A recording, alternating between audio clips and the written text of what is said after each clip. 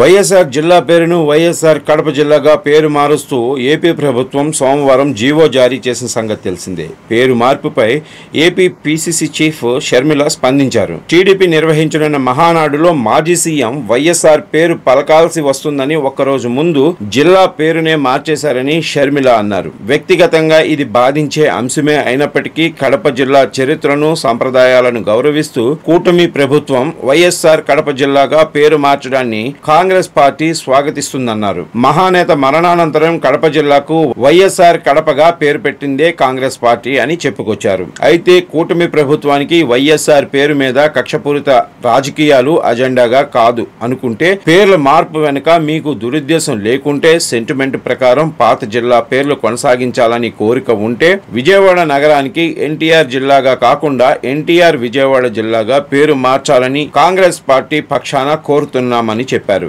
వైఎస్ఆర్, ఎన్టీఆర్ ఇద్దరూ తెలుగు జాతి గర్వించే ఈ గడ్డ కన్నబిడ్డలేనని షర్మిల తెలిపారు. వారిద్దరూ ప్రజల గుండెల్లో ఎప్పటికీ నిలిచిపోతారని తెలిపారు. ఒకరికి ఒకలా మరొకరికి మరోలా రాజకీయాలు ఆపాదించవద్దని సీఎం చంద్రబాబును డిమాండ్ చేస్తున్నామని షర్మిల ట్వీట్ చేశారు.